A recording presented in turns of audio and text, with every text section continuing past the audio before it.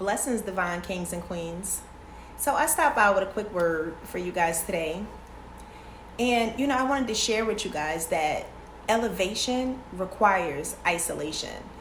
And, one thing that I've learned along my journey is that the more I evolved, not just spiritually, through my career, just growth, that inner growth, oftentimes, the things that you once wanted to do, they don't appeal to you no more.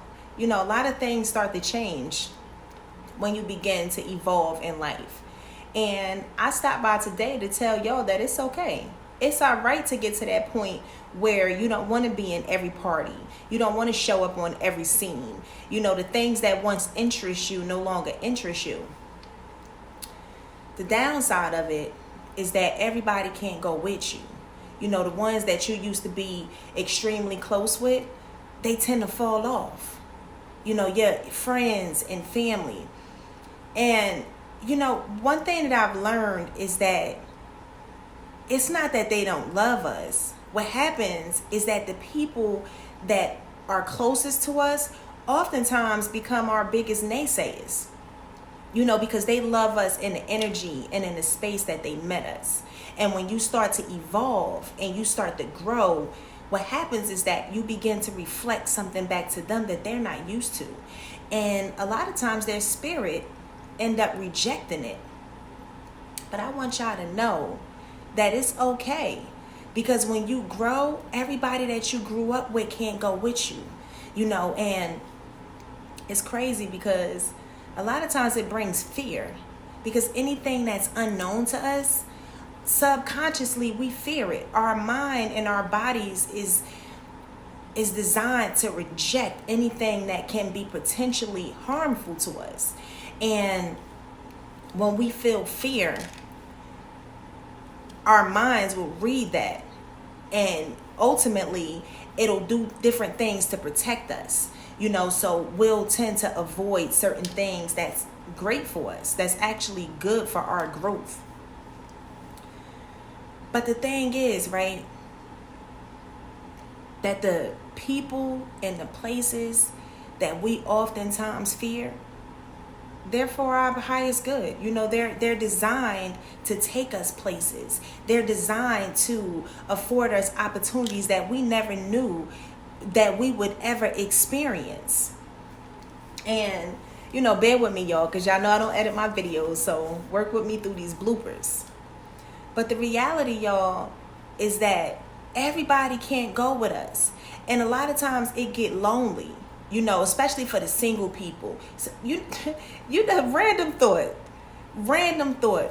There's somebody out here right now that's in an active relationship, yet you feel so alone. And that's not right. A lot of times our spirit will warn us about different situations and different people, but we ignore those, them inner nudges, that intuition. We tend to ignore it, and we'll remain complacent due to familiarity. We're designed to, want to remain in situations that's familiar to us. But just because it's familiar to us doesn't necessarily mean that it's right for us. I want y'all to drop down in the comment section y'all thoughts on this topic. But indeed, elevation requires separation. And, when you get to that point where you're able to be comfortable with being in your own space, it's then that you truly get to know yourself, that you can truly understand yourself and understand why, you do the things that you do, or just simply understand where you want to go in this thing called life. Because when we're around too many people, energy is contagious. It's truly contagious. They say energy grows where energy goes. But if you're constantly in large groups and constantly around everyone else, you don't get the opportunity to truly feel your own energy, because you're constantly picking up different energy patterns and different emotions and different things of other people. It's true, y'all. You ever be around someone and, you might not be an outgoing person, but you're around someone that's really high energy and you tend to flow on that same energy pain, it's because that energy is contagious. It jumps, whether negative or positive. And that's why it's important to ultimately get to know yourself. And even when other people fall off that you once thought was a part of your tribe, what happens is that you start meeting people who's your kindred spirits. You start meeting other kindred spirits. People that'll feed your spirit. People that'll want to see you excel. Not people that'll want to bring you down. It's sad to say it, y'all, but there's so many crabs in the barrel out here. And they come in different forms. They're in wealthy communities. They're in communities that's full of poverty. They're in your job. They're in your family. I'm telling you, these crabs in the barrels, oftentimes they'll pull you down. But when you get closer to yourself, you'll start to learn and understand the ones that are truly there for you and the ones that are only around you for whatever they can gain from you.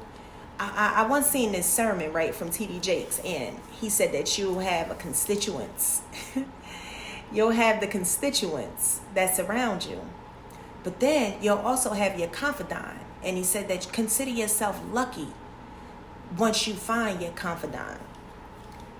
But I believe that as long as we continue to entertain energies that are lower than us and constantly surround ourselves with that, there's no room for our confidants to come in, for us to meet our kindred spirits, because we're too busy operating into areas that we've outgrown. And it's okay to outgrow people. It doesn't mean that you don't love them. It just means that you want different things for your life. But I just wanted to stop by with a quick word for y'all tonight. And if you haven't clicked the subscribe button, click the subscribe button and drop a comment. Dialogue is very important to me. I want to hear from y'all. I want y'all to tell me y'all thoughts on this topic. And peace and blessings, love and light, and have a great night. Peace.